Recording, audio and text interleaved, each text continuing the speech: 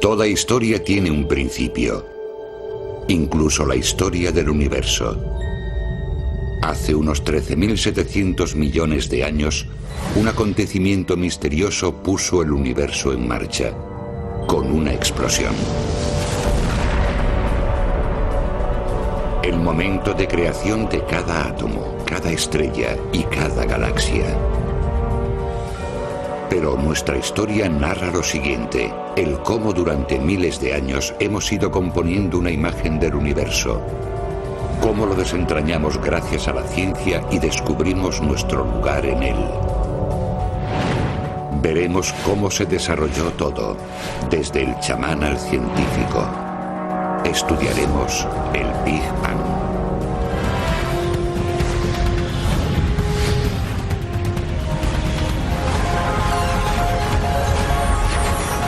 El Big Bang.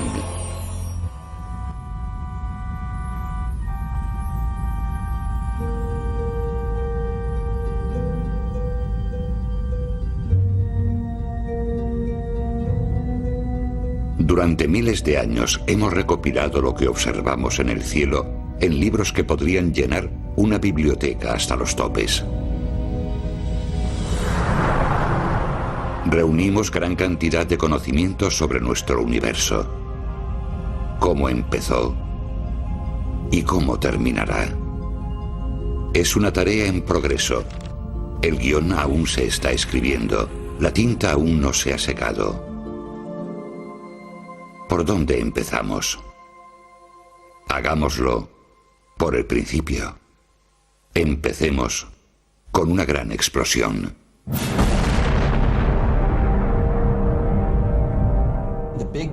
La teoría del Big Bang habla de una evolución cósmica. Dice que el universo ha evolucionado, que ha cambiado desde el segundo posterior a su nacimiento, y todavía hoy no sabemos qué lo originó.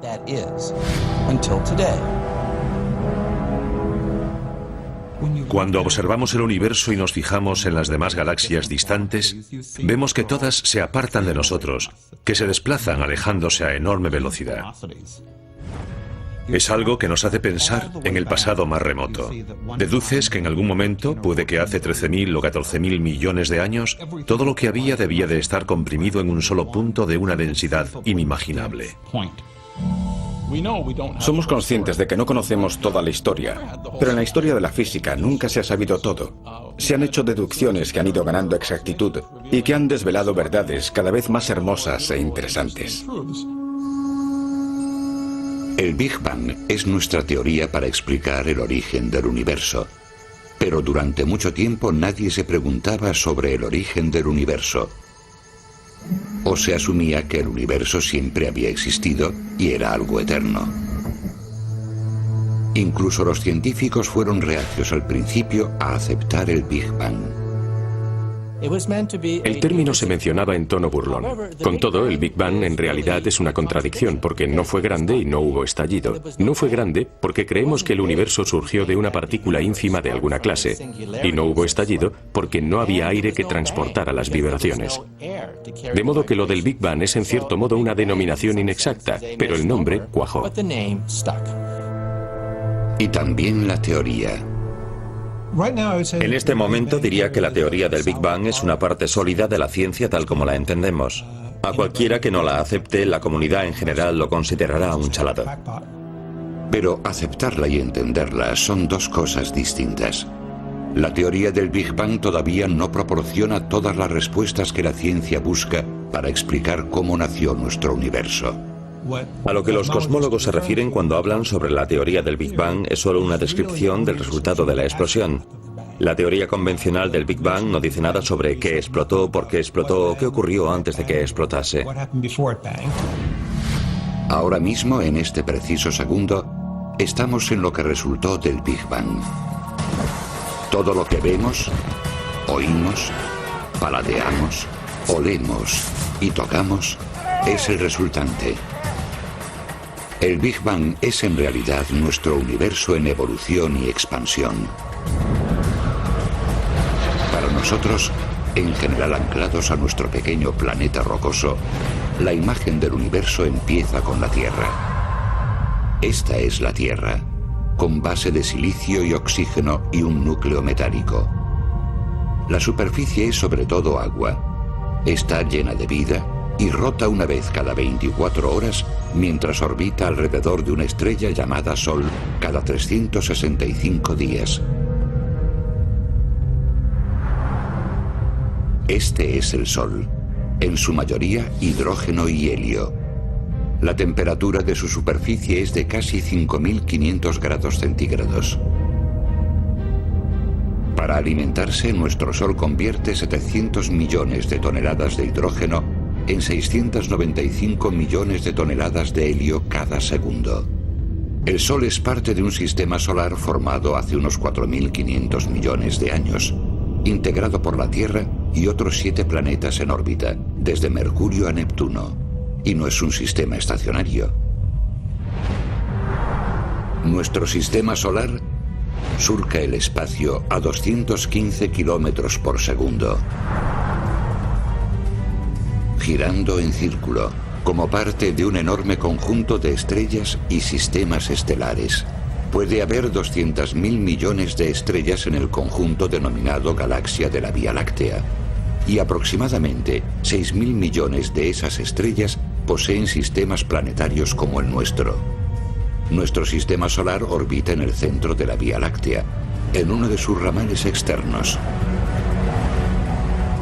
La Vía Láctea es una de las más de 125.000 millones de galaxias que componen el universo visible.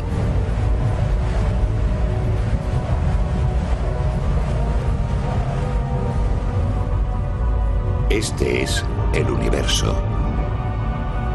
Es muy grande y se está haciendo mayor. Se está expandiendo. Si el universo se expande, entonces antes era menor, mucho menor. La verdad es que retrocediendo en el tiempo, podríamos verlo menguar.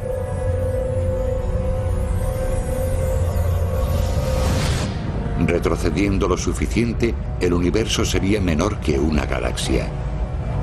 Más atrás sería menor que nuestro sistema solar. Y aún más atrás, todo lo que existe cabría en un estadio, una taza de café, un átomo.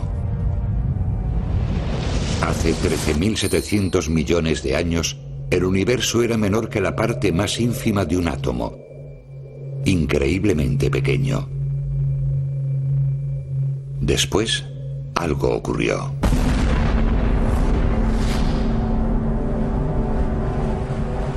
En un instante todo se expandió de repente. Así fue como empezó todo, el primer momento de la existencia, lo que ahora denominamos Big Bang. Y sabemos que de verdad fue así, porque todas las observaciones lo corroboran. Podemos predecir la cantidad de elementos luminosos y concuerdan completamente con lo que vemos. Así que la idea fundamental de que el universo se expande y surgió de un elemento caliente y denso en cierto momento del pasado es lo que dice la teoría del Big Bang. La teoría del Big Bang no es algo que uno deduce en un instante. Hacen falta años, siglos de recopilación de datos. La humanidad lleva mucho tiempo pensando sobre esto. Aún antes de darnos cuenta de ello, ya pensábamos sobre ello. Cada vez que mirábamos a las estrellas, estábamos pensando en ello. ¿Cómo llegamos a lo que sabemos ahora? ¿Cómo llegamos a esas conclusiones? Ahí está el meollo de nuestro relato. El relato sobre cómo evolucionó nuestro concepto del universo. Almacenamos los descubrimientos de los miembros más eruditos de nuestra especie. Ello nos permite, aunque de modo laborioso y difícil, ir subiendo lentamente la escalera del conocimiento. Tal vez para compensar el que ninguno tengamos la inteligencia suficiente para deducirlo todo.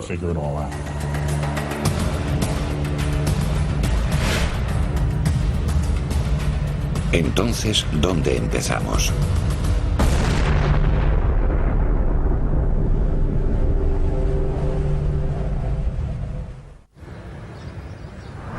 Hoy, Astrónomos y físicos de centros como el Instituto Tecnológico de Massachusetts y la Universidad Inglesa de Cambridge debaten sobre la teoría del Big Bang.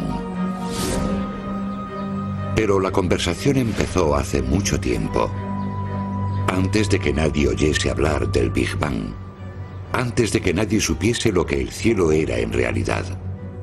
Mucho antes de que existiese la ciencia, de que fuese siquiera una noción en la mente de alguien, los humanos se hacían preguntas sobre su origen.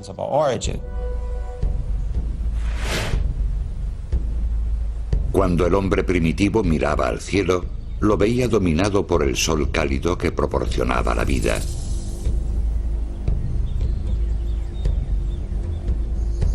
Por la noche veía la luna y las estrellas. Así era el universo, duro, hostil y caótico, con un sol errante que se desplazaba por el cielo a medida que las estaciones pasaban de cálidas a frías.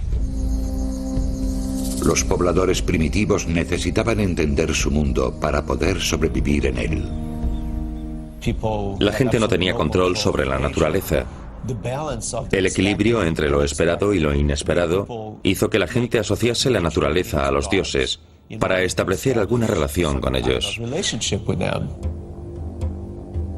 Sin telescopios ni observatorios modernos, los pobladores primitivos recurrían a estructuras sencillas para que les ayudasen a entender el cielo.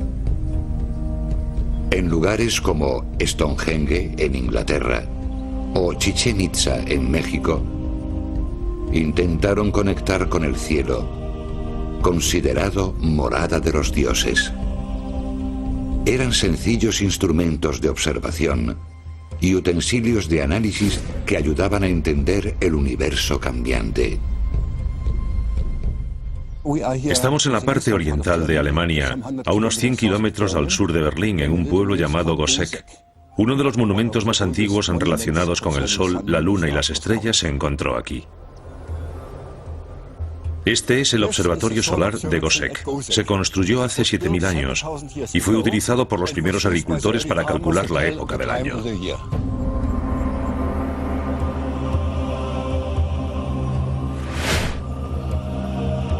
Construido 2000 años antes que Stonehenge y reconstruido aquí, se trata del calendario más antiguo de Europa. Durante los solsticios de invierno y verano, el día más corto y el más largo del año, el sol al ponerse se alinea con las puertas de las empalizadas.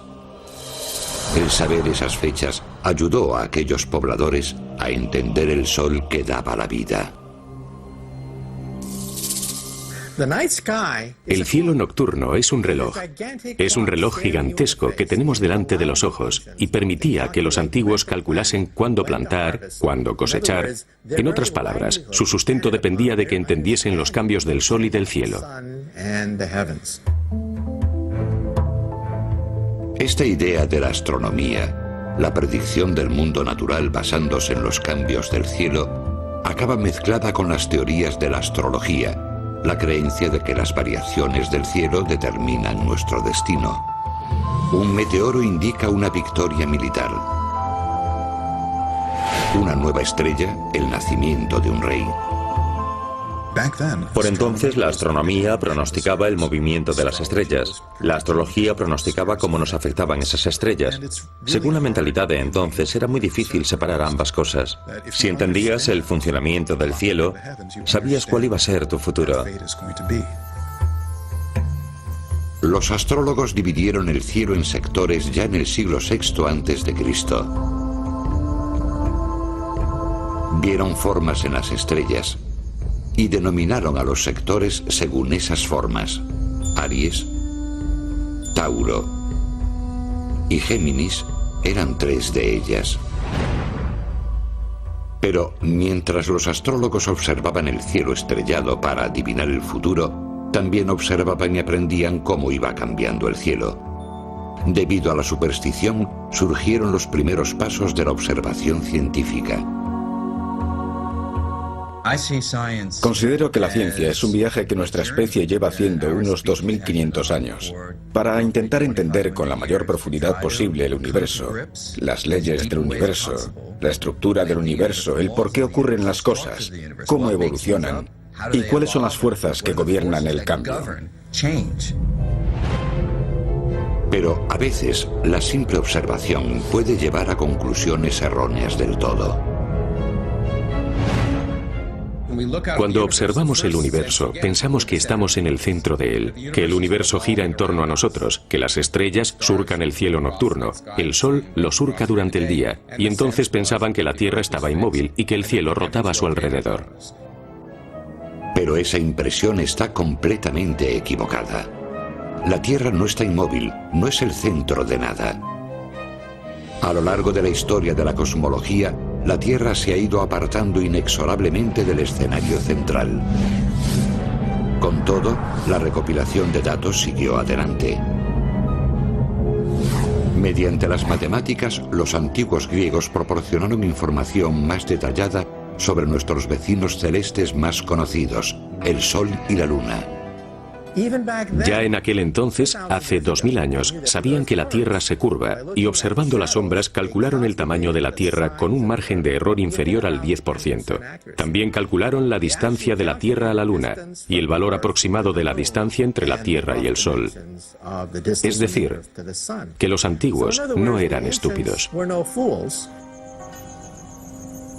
Los antiguos griegos también distinguieron dos tipos de estrellas. La mayoría eran inmóviles y pequeñas, y se movían juntas. Unas pocas eran mayores y se movían al azar, o eso parecía. Se trataba de los planetas, y durante varios siglos se intentó descubrir cómo se movían. Contando solo con sus ojos para observar el cielo, los griegos únicamente vieron 5 planetas y les dieron los nombres de sus dioses.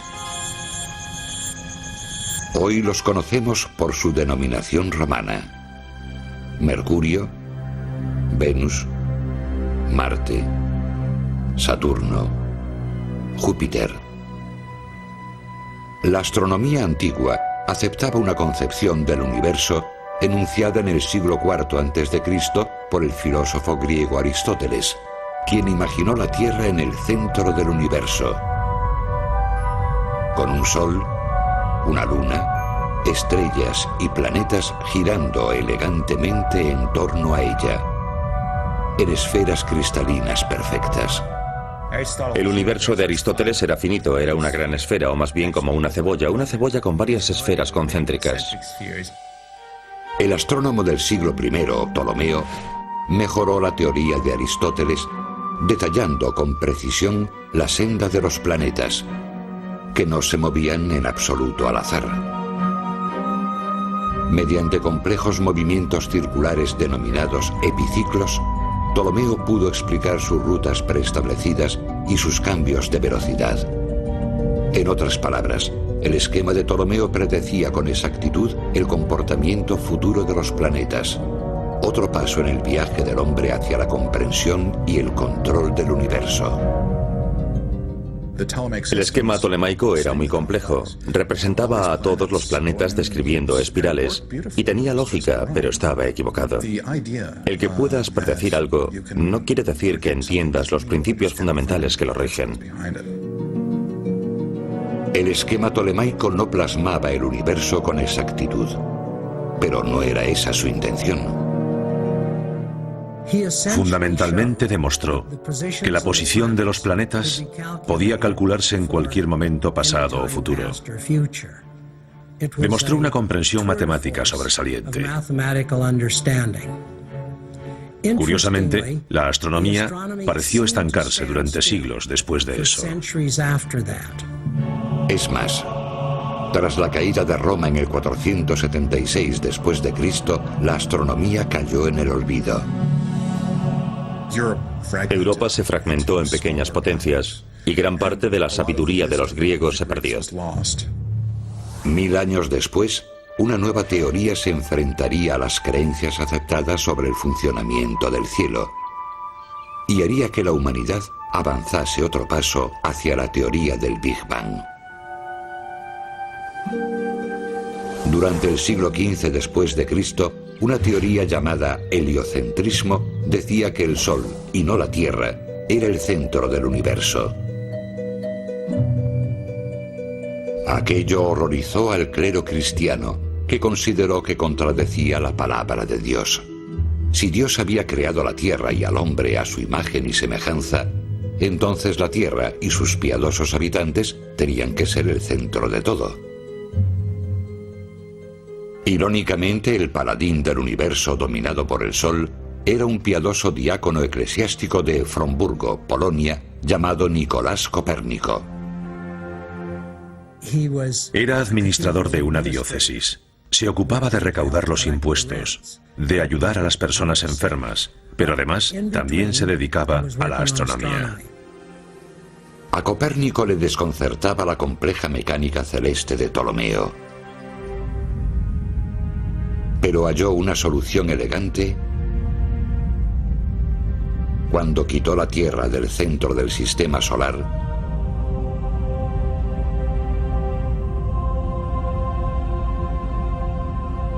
y la sustituyó por el Sol como elemento central.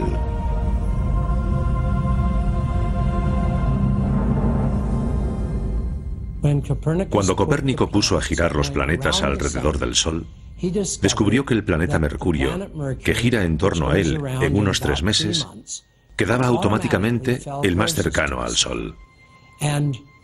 Y Saturno, el planeta más lento, que circunda al Sol en unos 30 años, quedaba en el extremo externo.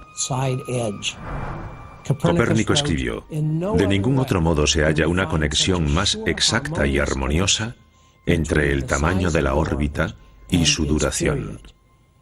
Parecía casi mágico. Copérnico también sostenía que la Tierra rotaba, que describía un giro completo en torno a un eje cada 24 horas. El cielo no se movía.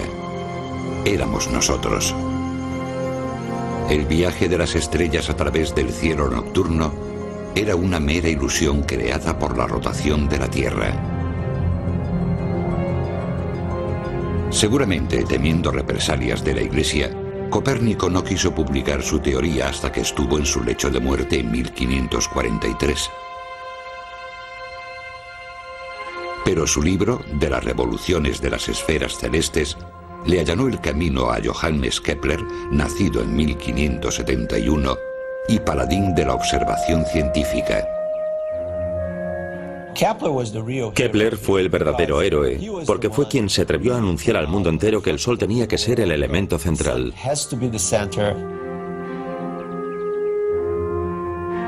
Kepler tenía a su disposición cantidad de datos astronómicos, recogidos durante años de observación del cielo.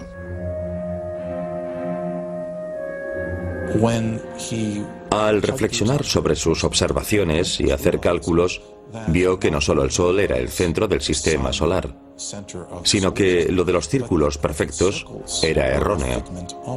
Filosóficamente era una teoría menos estética, pero concordaba con los datos. Kepler mejoró el esquema de Copérnico con la hipótesis de que los planetas no viajaban en círculos perfectos, sino en elipses alrededor del Sol. Los datos de Kepler también revelaban un extraño fenómeno que, pese a intentarlo, no conseguía comprender. Cuando los planetas se aproximaban al Sol, aumentaban de velocidad y al alejarse, la aminoraban.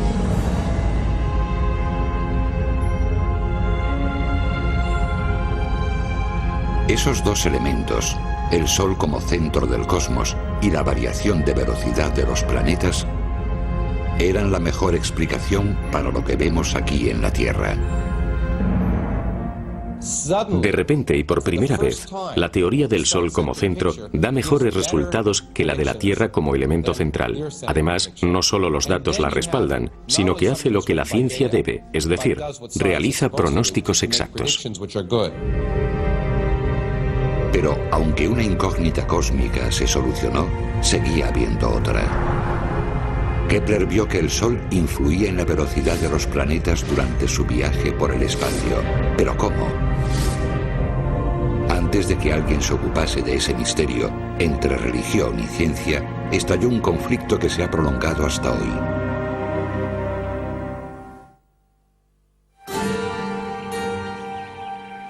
A finales del siglo XVII, el astrónomo italiano Galileo Galilei estudiaría las teorías de Copérnico y Kepler, según las que el Sol era el centro del sistema solar, y demostraría su veracidad más allá de toda duda. Lo hizo mediante un nuevo instrumento que cambiaría el curso de la historia.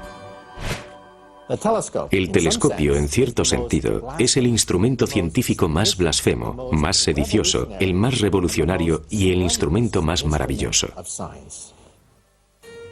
Toda la ciencia recibió el mejor de los regalos con este instrumento, que acercaba los objetos más distantes. Cuando surgió la idea de que podían cogerse dos lentes, alinearlas de determinado modo y meterlas en un tubo para construir un catalejo, se propagaría por todo el mundo como el fuego. Así que la cuestión no era ya cómo conseguir un telescopio, sino qué hacer con él. ¿Te dedicarías a espiar a los vecinos o a observar el universo?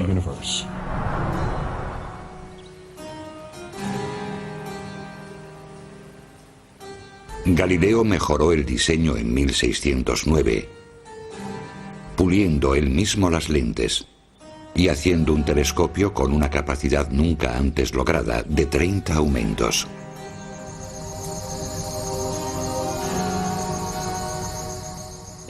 Y con ese telescopio, por algún motivo, decidió observar el cielo en vez de los barcos que llegaban a la República de Venecia. Y lo que vio cambió por completo la astronomía. Galileo contempló la imagen más clara y detallada del cielo que se hubiese visto hasta entonces. A través de su telescopio, Galileo vio miles de estrellas más. Una luna plagada de cráteres, satélites girando alrededor de Júpiter, Saturno con orejas gigantes. Y lo mejor de todo, Galileo vio claramente que Venus pasaba por fases igual que nuestra luna. Prueba contundente de que Venus orbita en torno al Sol y de que el Sol es el centro del sistema solar. Demostró por primera vez que Copérnico tenía razón. La Tierra no era el centro del sistema solar, sino el Sol. Por tanto, Galileo, con su telescopio, quitó a la Tierra del centro del universo y dijo que no era el centro de nada, sino un planeta más, y que podía haber un universo mucho mayor que el conocido.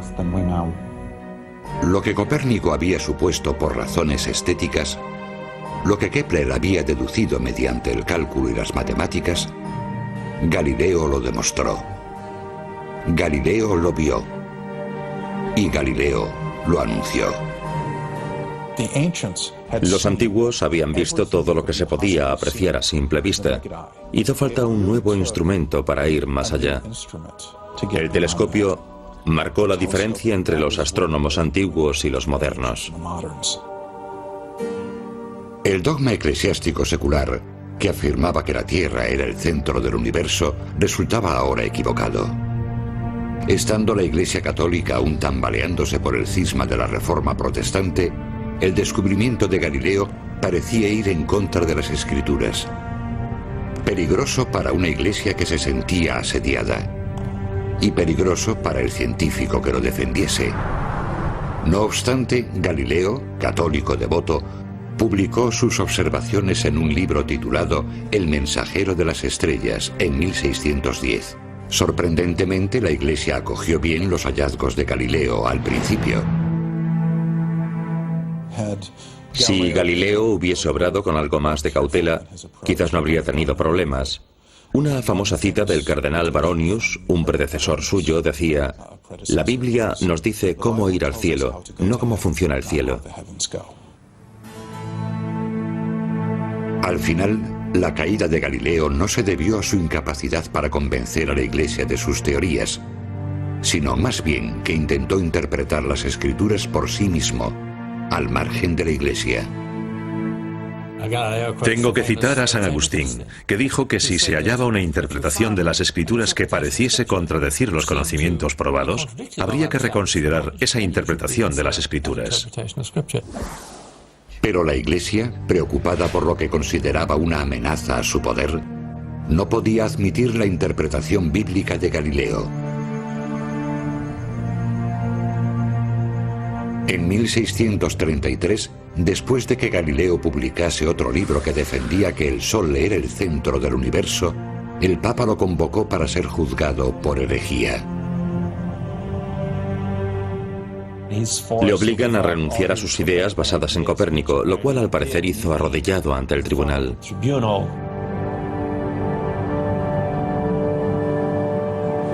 Pese a esa concesión, Galileo se mantuvo discretamente fiel a sus creencias durante sus últimos años, bajo arresto domiciliario en su villa de las afueras de Florencia. Galileo es el primer científico moderno, puesto que realizó numerosas observaciones con telescopio, propuso teorías que concordaban con sus observaciones y se atrevió a cuestionar la ortodoxia de la época. Poco antes de su muerte, en 1642, Galileo dio sin querer con una pista sobre el enigma de Kepler acerca de la extraña influencia del Sol en el movimiento planetario. Fue esa pista la que conduciría a generaciones futuras hacia la teoría del Big Bang. El último trabajo publicado por Galileo hablaba sobre las propiedades de los objetos al caer, que, según había visto, siempre se movían a la par al margen de su masa. Pero haría falta otro genio para elaborar con esos dos elementos una teoría sobre la gravedad. Isaac Newton, nacido en 1643, explicó el mecanismo por el que se movían los planetas. Y no solo cómo se movían los planetas, sino cómo se movía todo, de los planetas a las manzanas.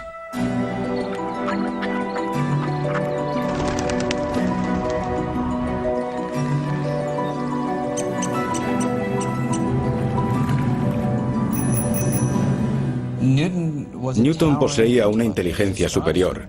Es asombroso lo que hizo. Su aparición en la historia de la ciencia marca un cambio radical y demuestra que las matemáticas influyen en aspectos del universo físico. Newton fue quien abrió la senda del empleo de las matemáticas para describir el universo. Demostró que las matemáticas, por algún motivo, son el lenguaje del cosmos. Kepler observó mediante sus datos el efecto de atracción del Sol. Actuaba como un imán gigante. ¿Serían también los planetas como imanes? Galileo había teorizado sobre el ritmo de aceleración de los cuerpos al caer y vio que, sin importar su masa, dos objetos caen siempre a idéntico ritmo. Pero años después, Newton tuvo algo que añadir a Kepler y Galileo. La genialidad de Newton fue que unió las teorías de Galileo y Kepler y comprendió que lo que hace que los objetos se muevan y caigan en la Tierra es lo mismo que hace que los planetas giren en torno al Sol en el espacio. En cierto modo, los planetas caen hacia el Sol, igual que los objetos de Galileo caían hacia la Tierra. La clave de todo es la gravedad, la extraña fuerza que a distancia lo mantiene todo en su sitio. Newton no solo observó la gravedad, también la plasmó en una ecuación demostrable. Dejó claro que la gravedad era la energía, la soga que impedía que la materia, los objetos como la Tierra y los planetas, saliesen despedidos hacia el espacio interestelar.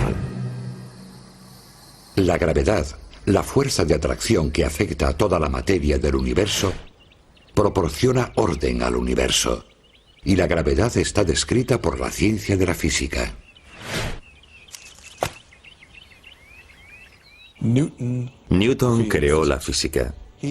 Fue el primero que vio las leyes fundamentales que regían todo lo observado. Las leyes de Newton lo explicaban casi todo. Newton postuló las leyes del movimiento, las reglas universales de la gravedad. Da inicio a una nueva era de la ciencia, empleando la observación y las matemáticas para describir las leyes de la naturaleza. Pudo demostrar que el ritmo al que una manzana caía a la Tierra estaba directamente relacionado con el modo en que la Luna giraba en torno a la Tierra, porque comprendió que las mismas leyes que regían el movimiento de los planetas alrededor del Sol dirigían el movimiento de la Luna en torno a la Tierra. El gran libro de Newton, Principios, desveló que las mareas, la velocidad de los planetas en órbita, incluso la forma de la Tierra, podían explicarse por la influencia de la gravedad. Porque todo lo que tenga masa ejerce una fuerza de atracción sobre todo lo que tenga masa. La Luna atrae a los océanos. La Tierra atrae a la Luna. El Sol atrae a la Tierra. Y cuanto más cerca estén estos objetos entre sí, mayor será la atracción. El libro de Newton es una obra que engloba tanta sabiduría que incluso compensa un hecho desconcertante. Aunque Newton formuló las leyes que rigen la gravedad, nunca explicó ni entendió por qué se produce. Y la gravedad, si nos paramos a pensar, es algo singular. Suponiendo cómo sabía la Tierra dónde estaba el Sol para girar a su alrededor, si de repente el Sol se movía, ¿qué haría la Tierra? Fue un enigma que acabó dejando de lado. Decidió no ocuparse de esa cuestión porque las leyes funcionaban. Aunque los físicos aún siguen luchando por definir la gravedad, Newton había llegado lejos al descubrirla. 200 años después, Albert Einstein rivalizaría con la genialidad de Newton. No solo formulando nuevas leyes de la física, sino reinventando el universo. Albert Einstein, nacido en Alemania en 1879, puede ser el científico más famoso que haya existido debido a lo que hizo aquí, en Berna, Suiza, en 1905. Al no conseguir un puesto estable de docente al acabar sus estudios, Einstein aceptó un empleo en esta oficina de patentes y después empezó a pensar y acabó formulando una teoría revolucionaria sobre el espacio y el tiempo. Sin Einstein, tal vez seguiríamos luchando todavía por entender el verdadero funcionamiento del universo. Creo que si nos preguntasen quién fue el científico más brillante del siglo XX, la mayoría diríamos que Einstein. Y me parece que en parte se debe a la fascinación que suscitan el espacio y el tiempo, el misterio que los rodea. Pero también lo creo porque Einstein coincidía con el arquetipo del científico imaginado por el público. Einstein no pretendía llevarnos hasta el origen del universo. Ni siquiera le gustaba pensar sobre ello. Si había habido un principio, entonces el universo sería dinámico y finito. Y Einstein prefería que fuese inmóvil e infinito. Filosóficamente creía que el universo era eterno, y un universo con un principio y un fin no era estético, no era hermoso.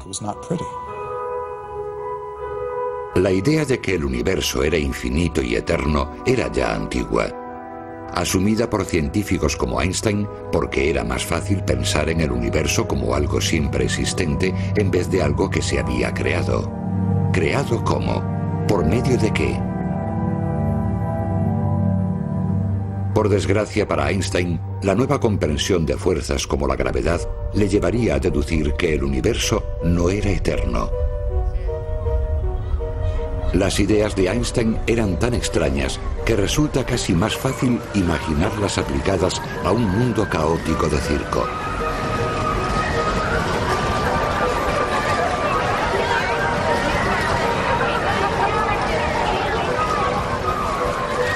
Pero, por extraño que parezca, nuestro mundo es el mundo de Einstein. Vengan todos, acompáñenme, no se agolpen, no empujen y busquen un buen sitio. El espectáculo comenzará en breve.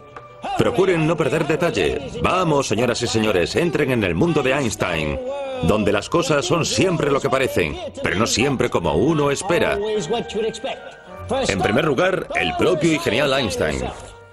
Nacido sin una región del cerebro que influye en el habla, no habló hasta los 3 años. Sin embargo, su lóbulo parietal, encargado del pensamiento matemático y las relaciones espaciales, se desarrolló más, haciendo que su cerebro fuese un 15% mayor. Fíjense en el cerebro aumentado. Einstein fue el rey de lo que denominamos experimento pensado. Al reflexionar sobre un experimento que no puedes llevar a cabo, y basándote en las deducciones extraídas de la reflexión, a veces se descubren detalles que varían nuestro concepto del universo. En 1905, Einstein publicó su Teoría de la Relatividad Especial, que estudiaba la relación entre el espacio y el tiempo. En opinión de Einstein, no son algo independiente, por un lado el espacio y por otro el tiempo, sino que son una sola cosa, el espacio-tiempo en el que vivimos todos. Imaginó este nuevo espacio-tiempo como un tejido formado por el espacio y el tiempo. En 1915, Einstein elaboró su Teoría de la Relatividad General, que modificaba la de la relatividad especial, para incluir la gravedad y su efecto en este tejido de espacio-tiempo. Bienvenidos al increíble tobogán de la gravedad. Hemos tomado nuestra tela de espacio-tiempo y la hemos tensado al máximo. Hemos colocado un objeto pesado sobre ella. Observen cómo se deforma la tela del espacio-tiempo.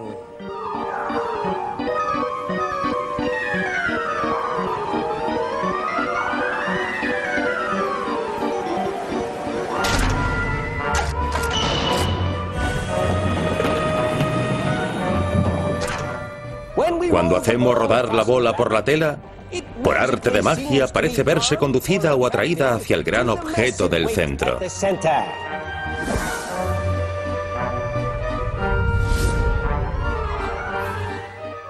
La teoría de la relatividad general era una nueva teoría de la gravedad y nos decía que la gravedad actuaba porque el espacio y el tiempo se curvaban en presencia de la materia y podían responder de modo dinámico. El espacio podía expandirse y contraerse en presencia de la materia. El término masa se usa para describir la energía y la materia que contienen los objetos. Cuanto mayor sea la masa de un objeto, mayor será la deformación del tejido espacio-tiempo y más fuerte el efecto de la gravedad. En realidad, la gravedad no es una fuerza, es un tejido, una deformación del espacio y el tiempo. Y nosotros nos movemos por las curvas de esas deformaciones. Y al hacerlo, lo que de otro modo sería una línea recta se curva y forma lo que ahora denominamos órbitas, trayectorias, sendas a través del cosmos. Einstein dijo que ni siquiera la luz puede escapar a la influencia de la gravedad. Puede parecer descabellado, pero la prueba de ello apareció en 1919, en forma de gran experimento astronómico basado en un eclipse solar. La relatividad general decía que al observar una estrella en una trayectoria lumínica al pasar delante del Sol, se verá variar de posición un poco debido a la gravedad del Sol. Por tanto, Arthur Eddington se dispuso a comprobar esa teoría durante el eclipse solar de 1919. Fotografió estrellas cuando el Sol estaba tapado por la Luna y se podían ver las estrellas tras él. La posibilidad de ver objetos que estaban detrás del Sol demostró que los objetos podían deformar el espacio-tiempo. Einstein se convirtió en una superestrella al momento. Recibió el Premio Nobel de Física en 1921. Pero la relatividad general abrió la caja de Pandora para él. Una de las consecuencias de la teoría de Einstein era que el universo tenía que estar en expansión o menguando. Lo de que estaba inmóvil y era eterno ya no era un concepto válido, y eso constituía todo un problema.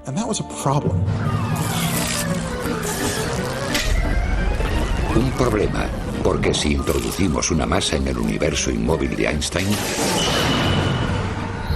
toda esa masa tenderá a juntarse por efecto de la gravedad. ¿Qué impedía que eso ocurriese?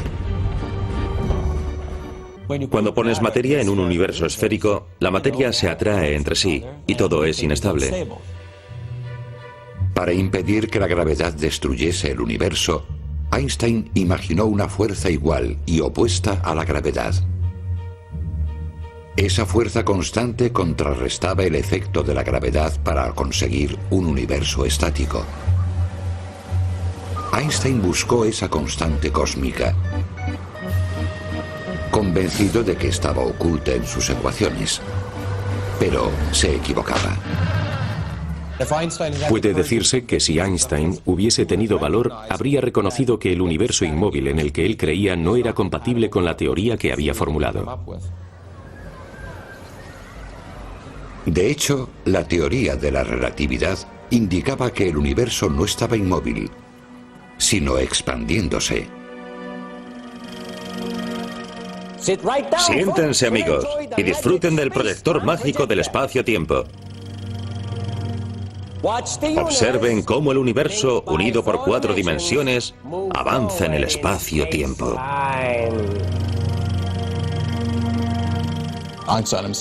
Einstein no quiso decir aquello que su teoría estaba pregonando a gritos. Supongo que fue el único momento de su carrera en que le falló el valor y se negó a enunciar lo que tenía delante de las narices. La teoría de Einstein lleva inevitablemente a pensar que existió un momento de creación. Ahora prepárense para contemplar lo que Einstein no pudo ver. Retírense un poco mientras hacemos retroceder el proyector.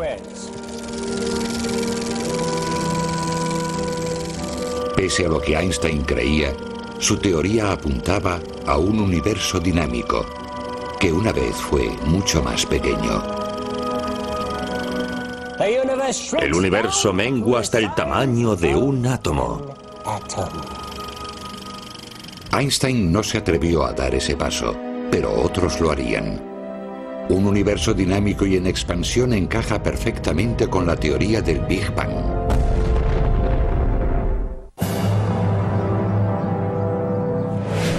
A principios del siglo XX, Albert Einstein, tal vez sin querer, nos hizo reflexionar sobre la posibilidad científica de que el universo tuviese un principio. Pero la idea de un principio para todo tiene fuertes connotaciones religiosas. Cualquier pueblo se preguntará de dónde ha salido. Es una cuestión muy importante para los humanos, porque si no sabemos de dónde procedemos, no sabemos quiénes somos. Durante miles de años, el origen de nuestro mundo fue un asunto para eruditos religiosos, no para científicos. Hay diferencias entre la ciencia y la religión. Ven el mundo de manera distinta, se plantean preguntas distintas. La ciencia se pregunta cómo sucede todo, qué mecanismos rigen el mundo. La religión se hace una pregunta más profunda e interesante. ¿Por qué ocurren las cosas? ¿Hay algún motivo, alguna razón para que el mundo sea como es? La religión y la ciencia han sido compañeras mal avenidas. Tal vez porque ambas parecen estar buscando lo mismo, la verdad. Así que fue irónico que uno de los primeros paladines de una teoría científica objetiva sobre el origen del universo fuese un sacerdote católico. Y qué extraño resulta que su teoría basada en la ciencia pareciese tan religiosa. Decía que el universo no había existido siempre, sino que había tenido un principio. El padre Georges Lemaitre sostenía que el universo tenía un origen. Lemaitre es uno de mis héroes. Durante unos años, a finales de los 20 y principios de los 30, fue el que mejor entendió el concepto del universo en expansión y expuso muchas de las teorías que aún seguimos estudiando. Lemaitre estudió las teorías de Einstein durante la década de 1920 y propuso una teoría radical, una teoría que hasta el gran Einstein rechazaría. Dijo que el universo no era estático, sino que en realidad se expandía.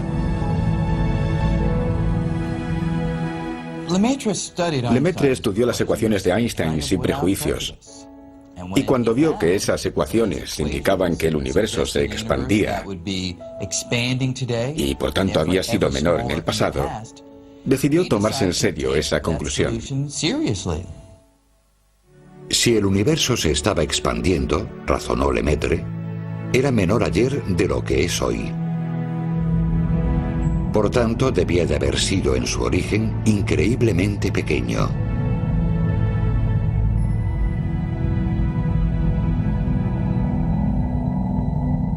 Lemaitre creía que el universo había comenzado con lo que él llamó átomo primigenio. Un huevo cósmico enormemente caliente y denso que en algún momento del pasado explotó,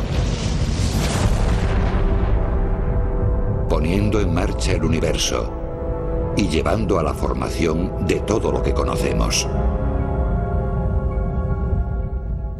Cuando Lemaitre le expuso a Einstein su conclusión, se dice que éste le contestó: sus cálculos son correctos, pero su conclusión es abominable. Pero esa abominación pronto se vería demostrada con contundencia en 1925. En las montañas que dominan Los Ángeles, el astrónomo Edwin Hubble vio algo con su telescopio que destruyó la constante cósmica de Einstein y cambió nuestra concepción del universo. En la década de 1920 teníamos una idea muy cómoda sobre el universo, la de que el universo era la galaxia de la Vía Láctea. Veíamos esa enorme estela blanca que surca el cielo nocturno llamada Vía Láctea, integrada por unos 100.000 millones de estrellas y que tenía unos 100.000 años luz de envergadura, y ese era el universo en la década de 1920, una concepción muy cómoda. Hubble escudriñó el universo más profundamente de lo que Galileo podría haber imaginado, usando el telescopio más avanzado de la época. Comprobó que nuestro Sol era una estrella entre los miles de millones de la Vía Láctea. Pero, ¿era la Vía Láctea lo único que había? Y si así era, ¿qué extensión tenía exactamente? Desde la aparición de los telescopios potentes, los astrónomos han observado el cielo, pero no sabían con exactitud a qué distancia estaban los objetos cósmicos, salvo las estrellas más próximas. Edwin Hubble resolvió ese problema creando lo que se denomina vela estándar, una estrella de brillantez conocida. Y si conoces la intensidad de su luz, puedes medir a qué distancia está. Porque cuanto más tenue sea la luz, más lejos estará. Igual que un tren en la distancia, la luz se ve tenue y va aumentando de intensidad a medida que se aproxima. Hubble halló una de esas velas estándar en un remolino de estrellas denominado Nebulosa de Andrómeda. Por lo general se consideraba que Andrómeda era solo un cúmulo de polvo de estrellas dentro de la Vía Láctea. Entonces Hubble calculó la distancia y vio que esa galaxia estaba a 1 millón de años luz de distancia. Fue un momento crucial y entonces lo entendió todo. Comprendió que la galaxia de Andrómeda era un universo independiente, igual que la galaxia de la Vía Láctea. De modo que en un instante, el universo pasó de estar integrado por la Vía Láctea, de 100.000 años luz de envergadura, a convertirse en un universo fantástico, de quizás miles de millones de años luz. Y todo sucedió en una sola noche. Simplemente esto ya habría asegurado la inmortalidad de Hubble. Sin ayuda de nadie, había hecho que el universo pasara de pueblo pintoresco con una sola galaxia a ser una metrópoli con quizás miles de millones de galaxias. Pero Hubble aún fue más allá. También estudió el comportamiento de esas galaxias y en 1929 llegó a la conclusión de que la mayoría de las galaxias se están alejando de nosotros. No solo algunas de ellas, sino que todas se están alejando de la Vía Láctea y también se alejan unas de otras. En otras palabras, que el universo se expande, a cada segundo se hace mayor. Y si retrocedemos en el tiempo, el universo seguramente sería más pequeño.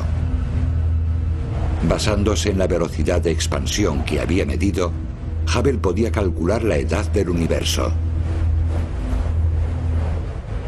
Hubble elaboró un cálculo basado en sus datos y dijo que el universo tenía unos 2.000 millones de años de antigüedad.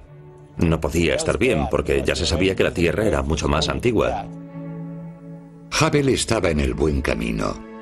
Su fórmula para determinar la edad del universo era correcta, pero sus medidas eran inexactas. Y esa discrepancia hizo que varios científicos pusiesen peros a la teoría de Lemaitre. Pero otras razones menos científicas también pudieron contribuir al rechazo del superátomo de Lemaitre por parte de la comunidad científica a lo largo de la primera mitad del siglo XX. Creo que existía reticencia a que hubiese un científico que también era religioso. Pero hacía eso que a algunos científicos les resultase difícil aceptarlo, igual que a alguien que no fuese religioso. Es posible. La propuesta de Lemaitre quizás lo alejó de sus colegas científicos, pero agradó al Papa Pío XII, que interpretó la teoría como prueba irrefutable de la veracidad del libro del Génesis. Lemaitre le escribió al Papa y le pidió: no diga eso, mi teoría es algo científico, que propone algo evaluable, hace pronósticos que pueden evaluarse, pero la religión está al margen de eso. La teoría de Lemaitre podía evaluarse, pero ¿y demostrarse? Parecía poco probable que millones de años después de ocurrir apareciese alguna prueba irrefutable del Big Bang. Y aunque esa prueba fuese hallada, podrían surgir otras teorías sobre el universo y el huevo cósmico de Lemaitre seguiría sin eclosionar. A mediados del siglo XX parecía que la teoría del átomo primigenio, según la que el universo se había expandido violentamente a partir de una partícula de tamaño ínfimo, jamás llegaría a ser completamente aceptada. El cálculo incorrecto de Hubble sobre la edad del universo permitió que otra teoría rival surgiese en las aulas del Trinity College de Cambridge. Surgió una teoría plausible alternativa al Big Bang, denominada teoría del estado estable, según la cual el universo existía desde siempre y no tendría fin. La teoría del estado estable defendía un universo estático, rechazado por la teoría del átomo primigenio. Propuesta por el astrónomo Fred Hoyle, se formuló sobre una teoría del origen de los elementos, nitrógeno, carbono y más de 100 otros de la tabla periódica. A temperatura extrema, el hidrógeno se funde para formar helio, y este se transforma en distintos elementos más pesados. Fred Hoyle sostenía que esta nucleosíntesis, la creación de elementos nuevos, se realizaba en el núcleo de las estrellas muy calientes. Fue un descubrimiento asombroso por entonces. El logro de Hoyle fue demostrarnos que después del helio, todos los elementos de la tabla periódica eran polvo estelar. Se habían creado en las estrellas.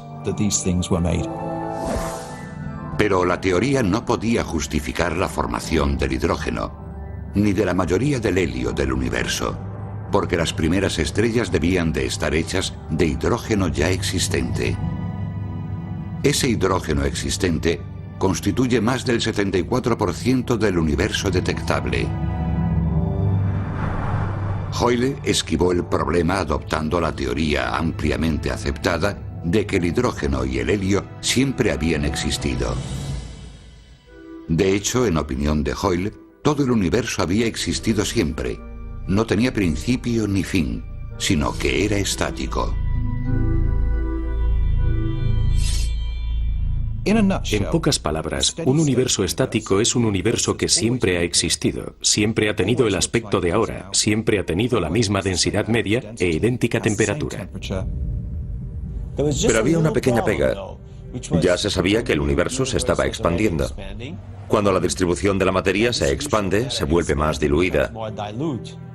Por tanto, si el universo fuese muy antiguo, estaría enormemente diluido.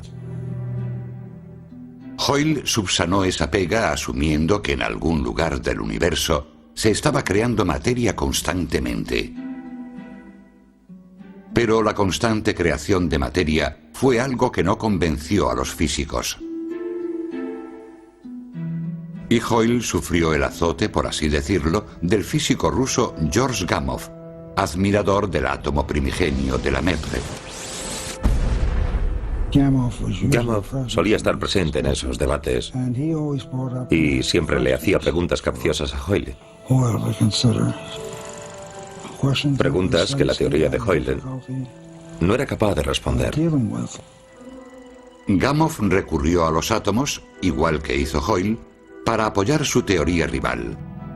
Gamow sostenía que el hidrógeno, el helio y los demás elementos se habían creado en los primeros minutos abrasadores del universo, en un gran estallido, cuando la temperatura era de miles de grados más alta que la del núcleo de cualquier estrella. Pero Gamow era mejor teórico que matemático. Y tuvo que recurrir a un inteligentísimo alumno suyo graduado, Ralph Alpher. Y fue este en realidad quien consiguió desarrollar la idea y llegar a una conclusión, que si en realidad el universo había sintetizado los primeros elementos, habría por lo menos 10 veces tanto hidrógeno como helio, y eso encajaba con las observaciones. Fue un momento fantástico.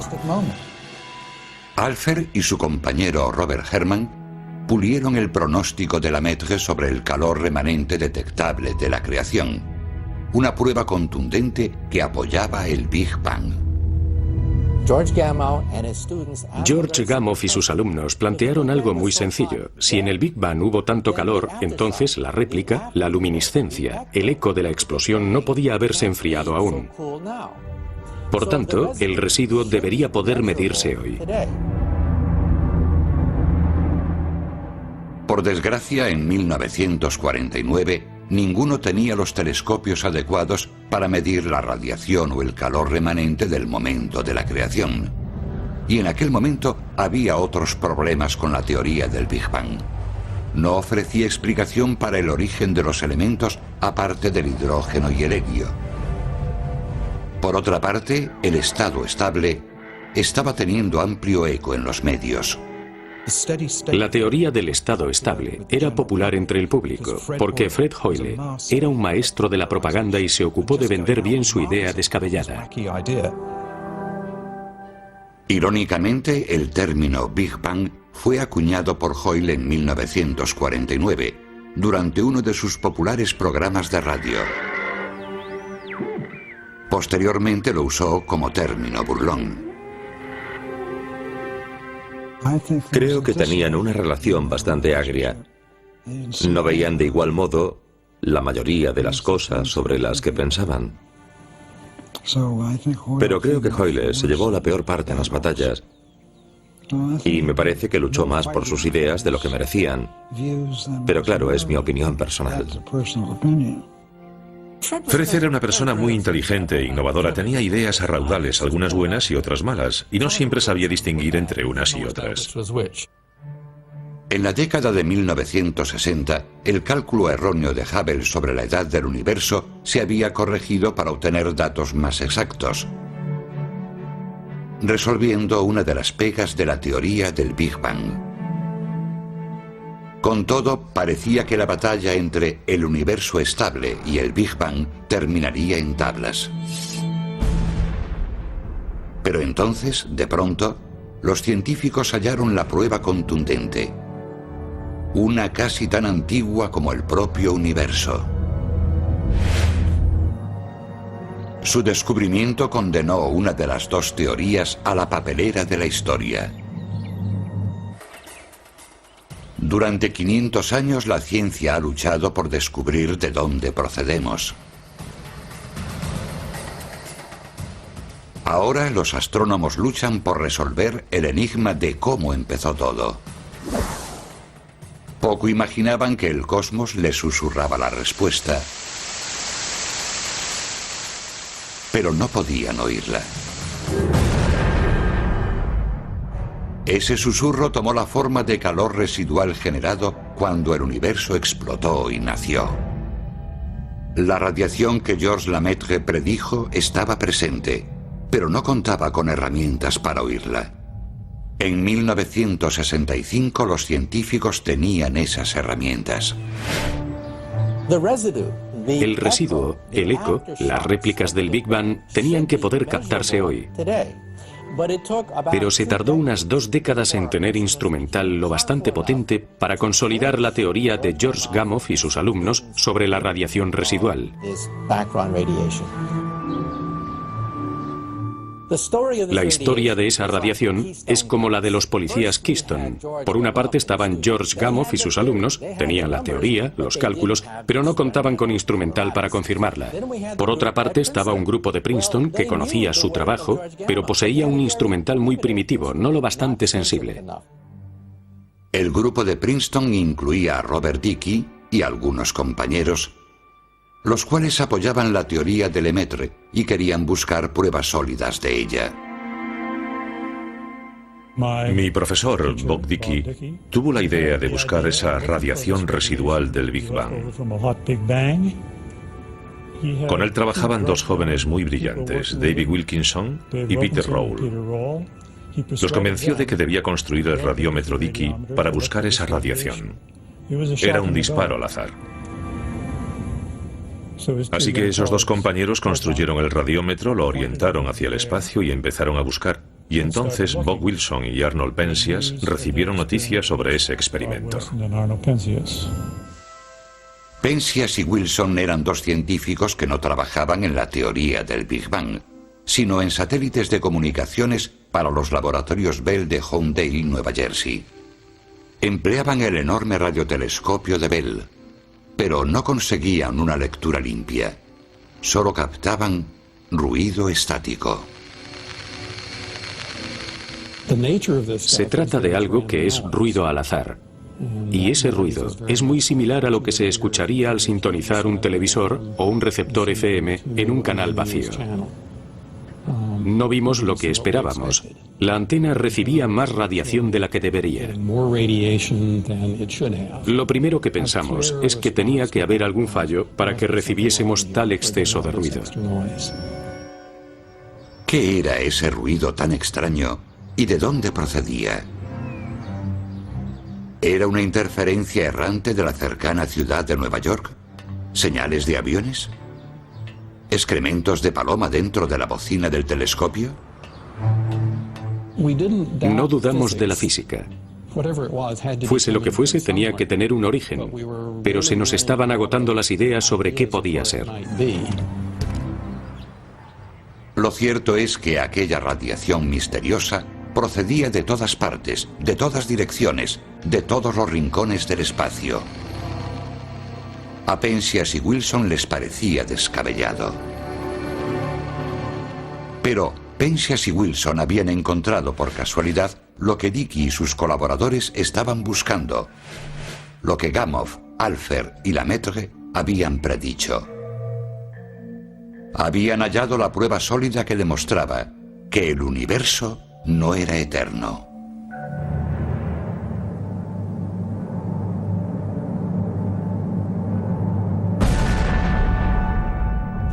El origen era la creación del universo, el Big Bang.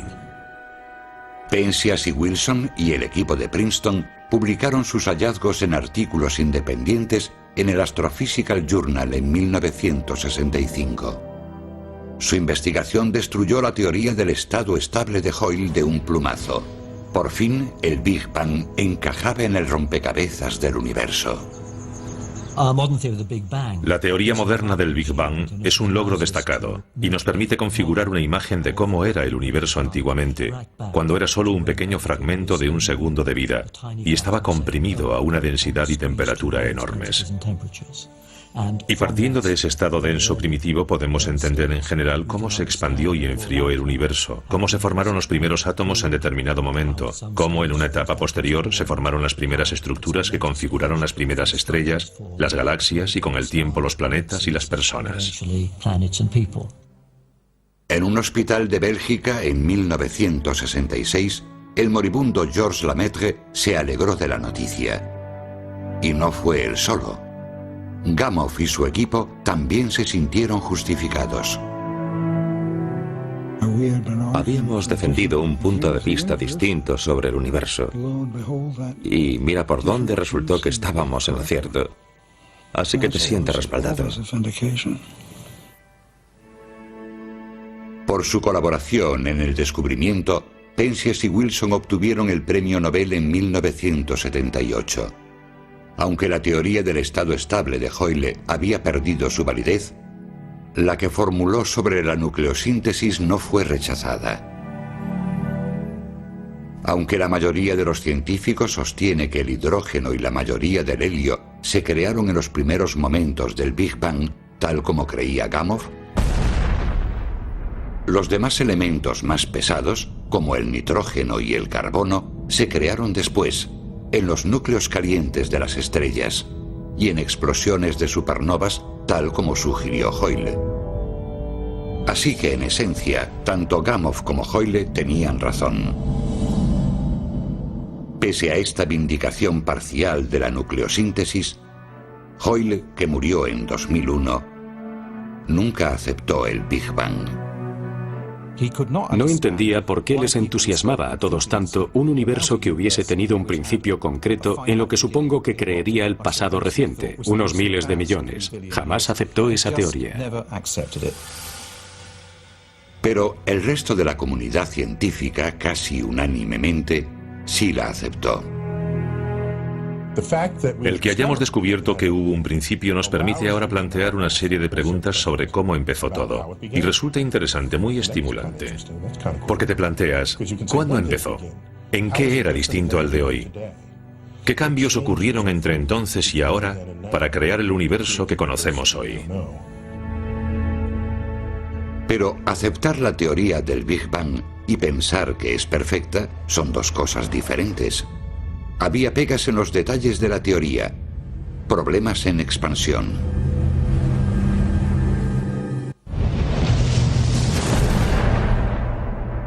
Durante los últimos días del siglo XX, los científicos revisaron los problemas del Big Bang, aunque la teoría era ampliamente aceptada. Una de las mayores pegas era que la temperatura en el espacio sideral era extrañamente uniforme. Los físicos no esperaban que el universo tuviese la misma temperatura en cualquier parte que mirasen. El universo es demasiado extenso para que un extremo tenga la misma temperatura que otro, pero la tiene. Es lo mismo que ocurre cuando tienes una bañera llena de agua fría y viertes un poco de agua caliente en un extremo. Tardará un rato en que toda el agua de la bañera se temple, porque las moléculas calientes tardan un poco en extenderse y alcanzar una distribución homogénea. El universo no parece lo bastante antiguo como para que su temperatura se haya igualado ya. El Big Bang no podía explicar por qué en puntos tan lejanos hay la misma temperatura. A principios de los 80, Alan Guth formuló la idea de que tal vez el universo procedía de un volumen diminuto. Tan diminuto que dentro de ese volumen, en el pasado, hubo tiempo suficiente para que esos puntos distintos se comunicasen e igualasen su temperatura. Justo después de ese momento, Guth sostenía que el universo se había expandido a más velocidad incluso que la luz. Más rápido que el límite de velocidad cósmica, la mayor velocidad, según Einstein. La teoría de la inflación habla de lo que impulsó la expansión del Big Bang. Guth la bautizó como teoría de la inflación. En los primeros momentos de la creación, por ejemplo, los científicos creen que las 4 fuerzas de la naturaleza, entre ellas la gravedad y el electromagnetismo, estaban unidas y formaban una superfuerza. Durante el Big Bang, esa superfuerza se dividió en las 4 fuerzas conocidas. Pero antes de dividirse, cuando el universo era increíblemente pequeño, las leyes físicas de Einstein, incluida la que dice que nada se desplaza más rápido que la luz, todavía no se aplicaban. Tal vez en ese momento ocurrió algo que hizo que el universo se expandiera más rápido que la luz. Tan rápido que conservó la uniformidad que tenía cuando el universo aún era pequeño. No sabemos exactamente cuándo ocurrió la inflación. Lo más probable es que sucediese cuando la gravedad se había escindido de las otras fuerzas, pero en un momento en que las otras 3 fuerzas aún estaban muy unidas. Esta hiperexpansión, si ocurrió, conservaría una cierta uniformidad de temperatura.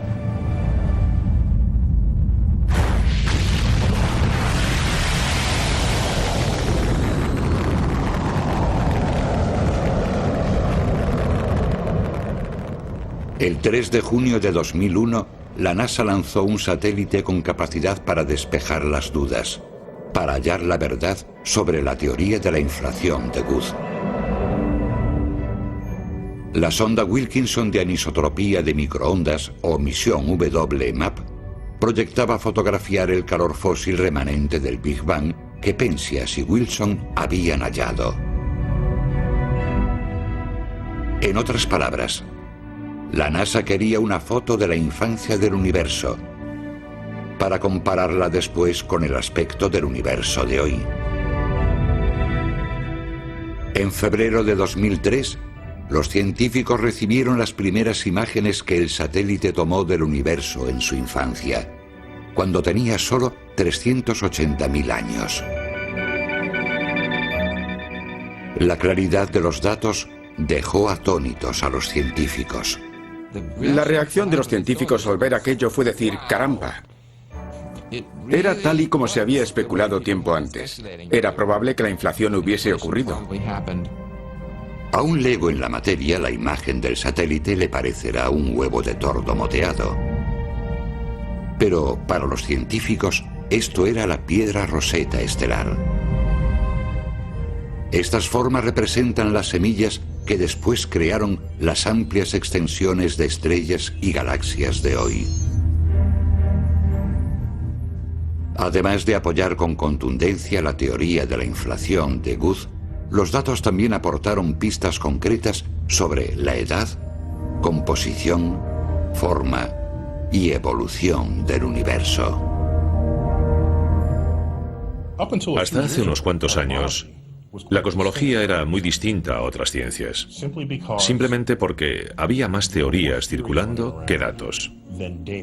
Y hasta que esos satélites midieron lo que sucedía poco después del Big Bang con tanta precisión, no se pudo distinguir entre un modelo cosmológico y otro.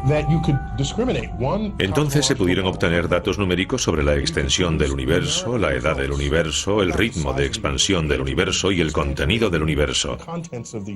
Antes de disponer de esas mediciones, era imposible hacerlo. Antes era todo una amalgama de mitología e ideas ingeniosas. Gracias a los modernos instrumentos como el satélite WMAP, los físicos ahora tienen un esquema sobre lo ocurrido justo después del Big Bang. Menos de 1.000.000.000ésima de segundo tras el Big Bang, se formó una burbuja mucho menor que una fracción de un átomo. Esto es el universo. Es increíblemente pequeño y está enormemente caliente. Dentro de esa burbuja, las 4 fuerzas conocidas de la naturaleza, la gravedad, el electromagnetismo, más la fuerza nuclear fuerte y la débil, están amalgamadas en una superfuerza. De pronto la gravedad se separa de la superfuerza cuando el universo se expande. A medida que el universo se expande, se enfría, lo cual libera un estallido de energía, disparando la hiperinflación del universo formulada por Alan Guth. Esta inflación atrapa la uniformidad del universo captada por el satélite WMAP. El universo aún tiene menos de un segundo de vida cuando la superfuerza se divide en las distintas fuerzas de la naturaleza. Poco más de 3 minutos después del Big Bang, la temperatura del universo ha descendido a solo 555.537 grados centígrados, lo bastante frío para que se forme un núcleo atómico. Se forma el hidrógeno. Algunos átomos de hidrógeno se funden para formar helio, tal como proponían Gamow y Alpher. 380.000 años después, la luz viaja a través de la oscuridad. El estallido de radiación que Penzias y Wilson hallaron ocurre ahora. 1000 millones de años después del Big Bang, las estrellas toman forma, produciendo los elementos más pesados como el nitrógeno, el oxígeno y el carbono, como Hoyle predijo.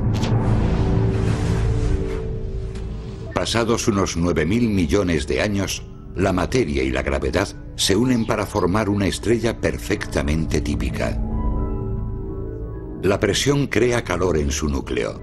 Ese calor dispara una fusión termonuclear y nace una estrella. El flujo estelar despeja los gases residuales. Queda un disco circumestelar de polvo y con el tiempo se incorpora a un séquito de planetas y lunas. Uno de esos cúmulos de polvo estelar, tras ser bombardeado durante eones por fragmentos residuales sonoros, adquiere suficiente temperatura para permitir que se forme agua en la atmósfera. El agua líquida se reúne en la superficie del planeta. Bajo el agua, unas misteriosas reacciones químicas acaban originando la vida. 13.700 millones de años después del Big Bang, nuestro universo ahora tiene 156.000 millones de años luz de diámetro. El cielo está lleno de estrellas. Nuestro sistema solar tiene 8 planetas más o menos. El tercer planeta está casi cubierto de formas de vida basadas en el carbono. Algunas empiezan a comprender lo pequeñas que son respecto al gran orden del universo. Si no entienden este proceso, no importa. Es la culminación de millones de cerebros humanos luchando durante miles de años por saber cómo empezó el universo y qué lugar ocupa el hombre en él. Es suficiente para abrumar a cualquier cerebro humano. Si me tomo en serio la idea de que mi cerebro ha evolucionado para poder lanzar piedras, coger plátanos y demás, es extraordinario que los humanos hayan podido saber tanto sobre la física, tantos datos sobre las cosas que no eran primordiales para nuestros antepasados. Sí, creo que es asombroso lo bien que los humanos hemos logrado avanzar en ese aspecto, sin volvernos completamente locos durante el proceso. He aquí nuestra exposición de la historia sobre nuestro mundo, nuestro sistema solar, nuestro universo y cómo empezó todo. Esto es lo que creemos que sabemos. Pero el trabajo sigue en marcha. El guión se sigue escribiendo. Veamos cómo termina.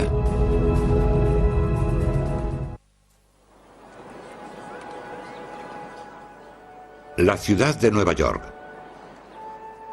Un precioso pero corriente día de otoño.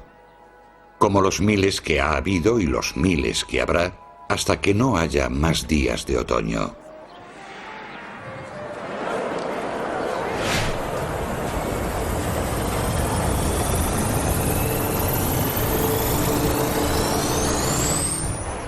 Imaginen por un momento que viajamos al futuro, a miles de millones de años.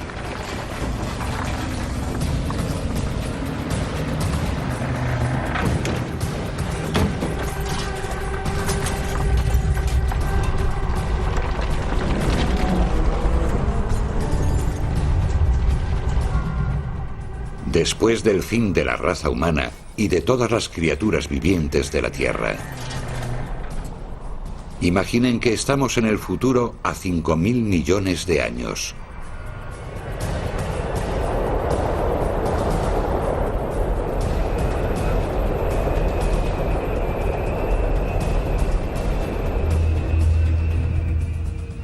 El Sol se está quedando sin el combustible nuclear que le da energía. A medida que se enfría, se expande y se enrojece, acercándose más y más a la Tierra.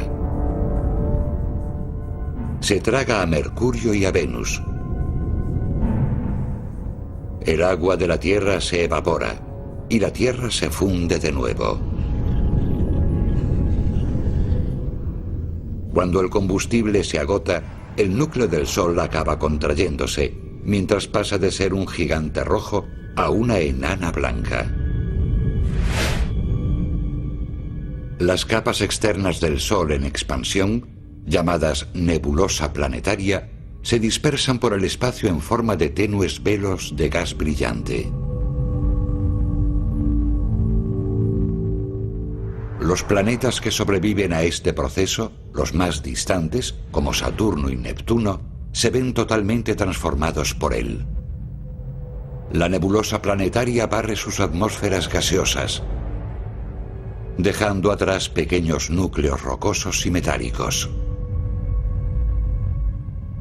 Los planetas distantes, no sostenidos ya por la disminuida gravedad del Sol, se dispersan por la inmensidad del espacio. Miles de millones de años después, todo el calor restante del Sol se ha agotado, y su pequeña y oscura superficie está a la misma temperatura helada que el resto del espacio. El Sol ahora es una enana negra. Ahora, miles de millones de años después, impulsado por una misteriosa energía oscura descubierta hace poco, el universo se expande cada vez más veloz, extendiéndose por todas partes.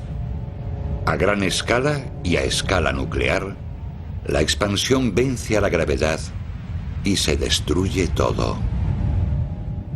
No solo las galaxias, los sistemas solares y las estrellas, sino incluso los átomos. Finalmente, la propia materia se disgrega.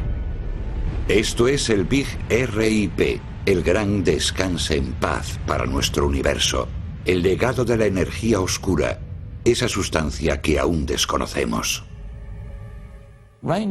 Por ahora, la energía oscura es principalmente un término acuñado para denominar algo que desconocemos. Hay quien cree que es una sustancia, otros piensan que es una constante que puede estar en la ecuación de Einstein, y otros creen que es solo la consecuencia de haber interpretado otra vez mal nuestra gravedad. Actualmente esta teoría sobre el fin del universo es la predominante, pero ¿continuará teniendo vigencia o algún descubrimiento nuevo la cuestionará? Lo que todavía no conocemos no tiene fin. Otro golpe a nuestra importancia en el orden del universo. Pero eso no quiere decir que no sepamos nada. Copérnico, Newton, Einstein, incluso Alpher, Wilson y Guth nos han dado piezas de un rompecabezas infinito. Nos han ayudado a entender qué lugar ocupamos.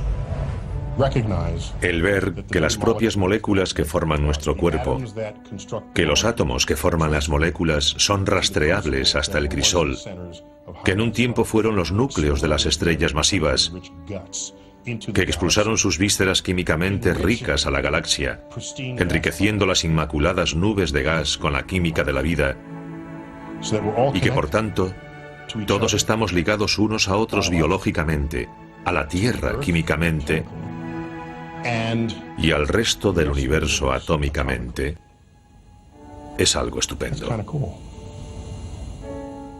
Me hace sonreír. Y después de todo eso me siento importante. No porque seamos mejores que el universo, sino por ser parte de él. Estamos en el universo y el universo está en nosotros. No somos el centro del universo, pero estamos en él y es parte de nosotros, e intentamos comprenderlo. Sabemos muchas cosas, pero aún hay mucho que desconocemos. Seguimos luchando mientras nuestro pequeño planeta va surcando el espacio alrededor del Sol, por la galaxia, por el universo. No se olviden de mirar al cielo. Hay mucho que ver y mucho que aprender. ¿Dónde empezamos?